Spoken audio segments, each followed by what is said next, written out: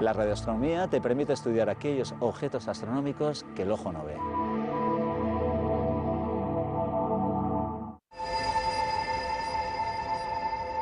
La radioastronomía es la rama de la astronomía que estudia la emisión de aquellos objetos astronómicos que emiten longitudes de onda de radio. Las longitudes de onda de radio no son más que una sección del espectro electromagnético que va desde las longitudes de ondas submilimétricas, pasando por las milimétricas, las centimétricas, decimétricas y hasta llegar al metro. La gran ventaja que ofrece la radioastronomía respecto a otras longitudes de onda es, la primera es obvia, es que podemos observar de día, no necesitamos la oscuridad para poder observar, al contrario de lo que ocurre, por ejemplo, en el óptico. Y otra gran ventaja es que la atmósfera es transparente a las longitudes de onda de radio. Precisamente, la limitación de las submilimétricas y de los metros viene impuestos por capas de la atmósfera que impiden que la radiación pueda atravesarla. Cuando nos vamos a submilimétricas tenemos la troposfera, que impide que en longitudes de onda inferiores a lo que sería la décima del milímetro pueda atravesar la atmósfera y pueda ser detectada, y cuando nos vamos a los metros es la ionosfera la que nos limita, porque la cantidad de electrones que están almacenadas en la ionosfera dispersa esa luz e impide que podamos concentrarla y detectarla. La radioastronomía comenzó de una forma casual. Un ingeniero, cuyo nombre era Karl Jansky, que trabajaba para la empresa Bell Telephone, intentaba determinar las razones por las que tenían interferencias en las medidas que ellos realizaban. Intentaban caracterizar las antenas que fabricaban en esta empresa. Pronto detectaron que esta radiación venía de una zona muy concreta del cielo, que era el centro de nuestra galaxia, y este fue el origen de la radioastronomía. Posteriormente, otro ingeniero, Grote Reber, que construyó su propio radiotelescopio, intentó repetir las medidas que había realizado anteriormente Jansky, y efectivamente volvió a detectar la radiación de radio que venía del centro de la galaxia, pero además detectó radiación que venía de otros dos objetos bien conocidos, que son el Cisne A y un remanente de supernova, que es Cassiopea A.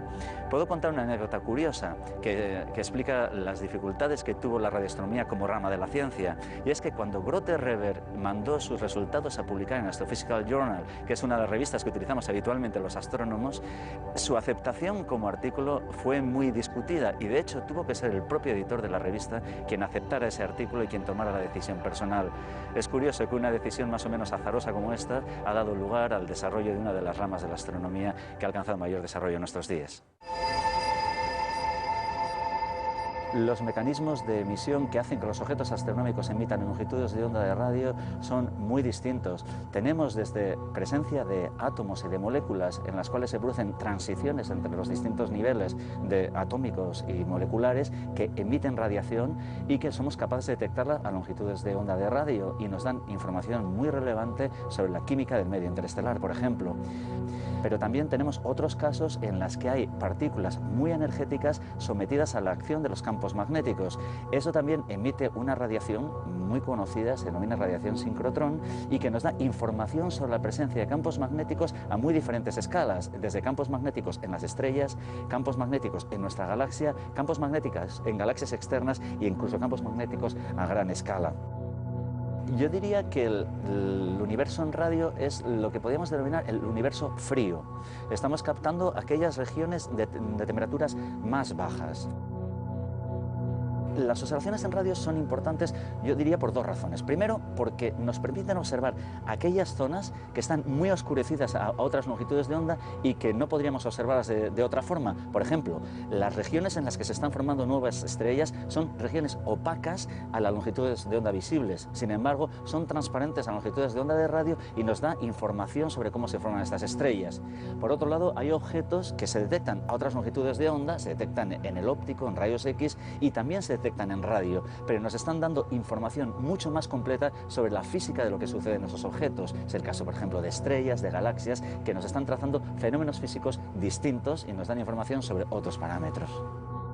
El medio interestelar, situado entre las galaxias, podemos estudiar las etapas tardías en la evolución de las estrellas, las supernovas, los púlsares. Podemos estudiar el centro de nuestra galaxia, donde vamos a obtener una información única y relevante. Podemos estudiar otras galaxias, el motor central de estas galaxias, y podemos estudiar también las grandes estructuras y la radiación del fondo del universo. El medio interestelar es uno de los campos de la radioastronomía en los que yo creo que su contribución ha sido más importante. Podemos obtener información de la presencia de gas atómico, que tiene una temperatura de unos menos 200 grados aproximadamente, la presencia de gas molecular, que son regiones mucho más frías, con temperaturas del orden de menos 260 grados, y la presencia también de gas ionizado en torno a regiones calentadas por estrellas, etc. En el medio interestelar hemos observado todas estas componentes. Con el estudio del gas atómico, lo podemos estudiar a través del hidrógeno atómico, podemos medir, por ejemplo, las curvas de rotación de nuestra propia galaxia o de otras galaxias. Con el estudio del gas molecular, que se estudia básicamente a través de la molécula de monóxido de carbono, podemos obtener información sobre las regiones donde se están formando estrellas, sobre nubes moleculares, por ejemplo. Y con el estudio del gas ionizado, podemos estudiar aquellas regiones en las que hay una actividad de una estrella joven que se está formando en ese momento, ¿no?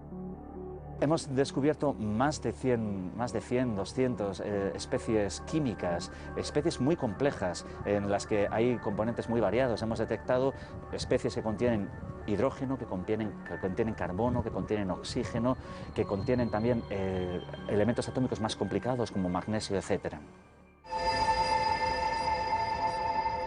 El estudio en radio nos permite estudiar también las etapas tardías en la vida de una estrella, en concreto lo que sucede cuando se produce una explosión tipo supernova.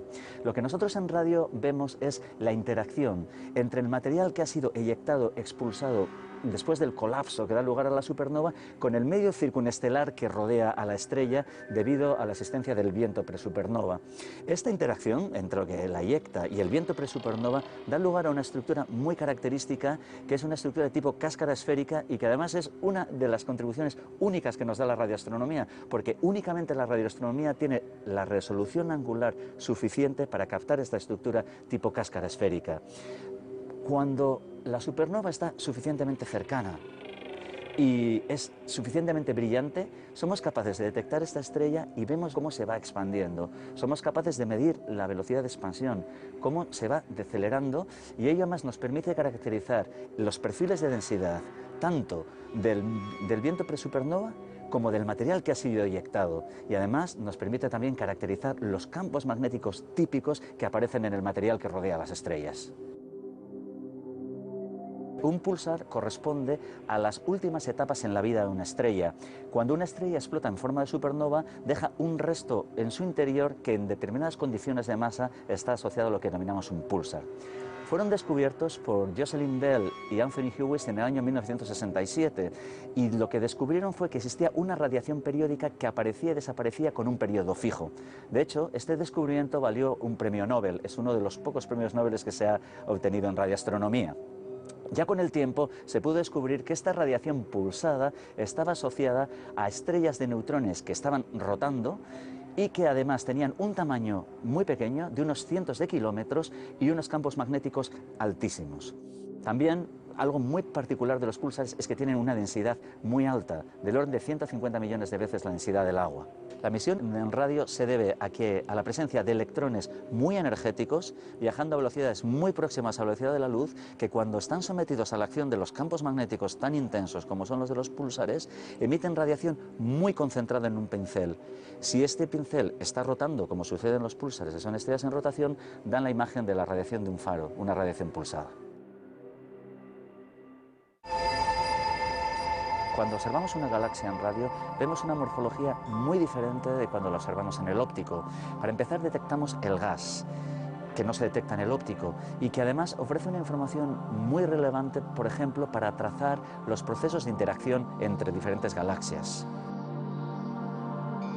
Existen otros tipos de galaxias en los cuales la emisión radio nos proporciona también una información fundamental. Son los denominados núcleos activos de galaxias, que son regiones en las que emiten gran cantidad de energía en sus regiones centrales, en lo que serían los motores centrales de las galaxias, que albergan en su interior un agujero negro, pero supermasivo, en lugar de millones de masas como tienen el agujero negro en nuestra galaxia, del orden de miles de millones de soles en su interior.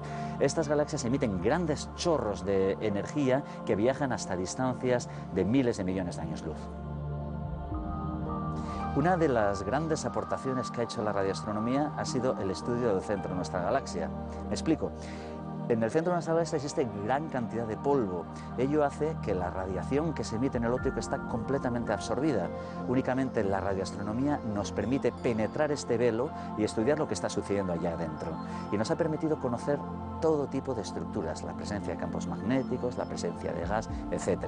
Pero quizás el resultado más espectacular es la detección del objeto central de nuestra galaxia, un objeto que se denomina Sagitario A estrella y que es un agujero negro que tiene una masa de unos 4 millones de veces la masa del Sol.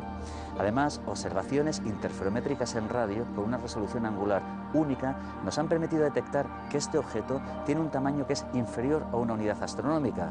Una unidad astronómica es el tamaño de la distancia media entre la Tierra y el Sol, es decir, un objeto tremendamente compacto. La radioastronomía nos proporciona también información muy relevante sobre el origen del universo. Esta información fue obtenida de modo casi anecdótico.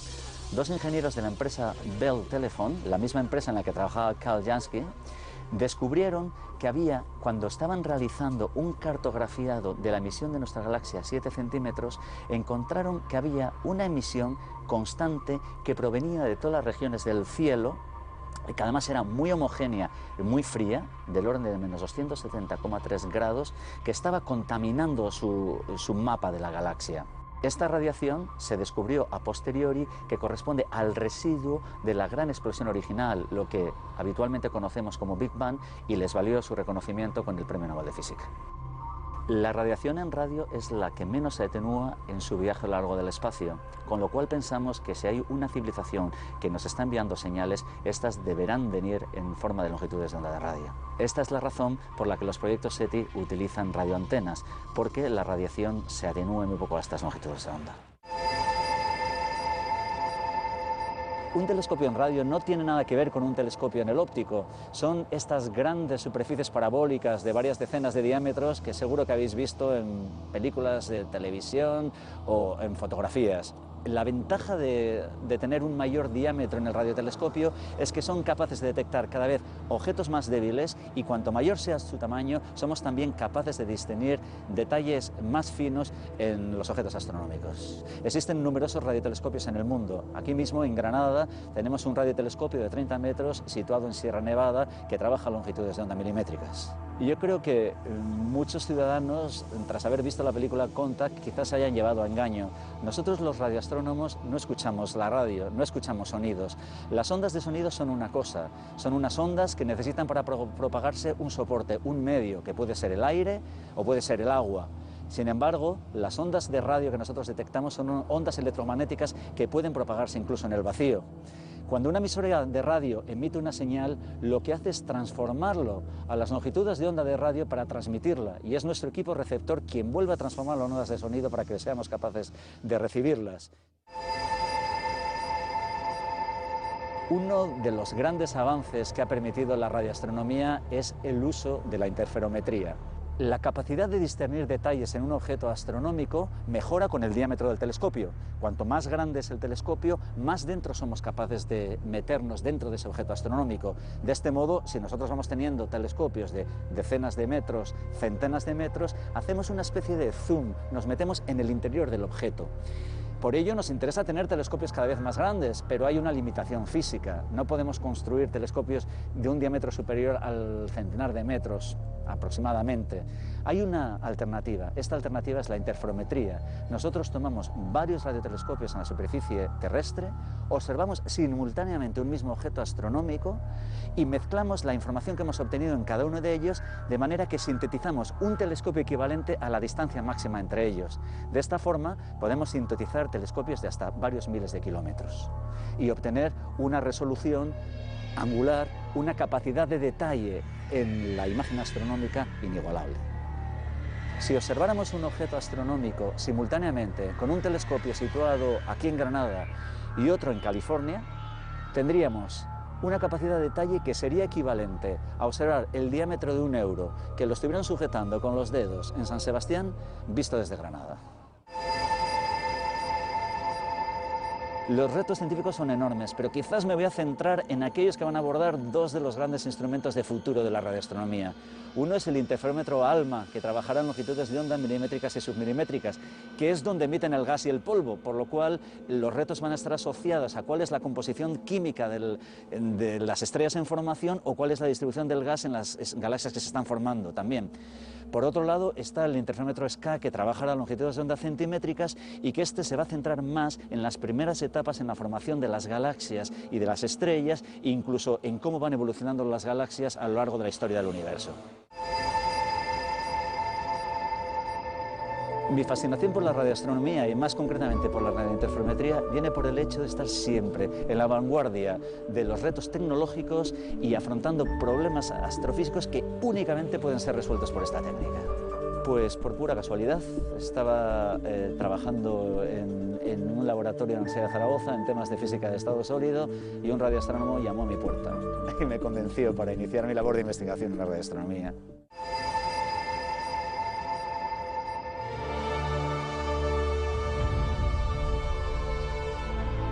Yo creo que es una iniciativa fundamental. Yo estoy convencido desde hace muchos años de que la ciencia es cultura y la astronomía y el conocimiento del universo ofrecen la entrada perfecta, el sex appeal perfecto para la sociedad para entender este mensaje.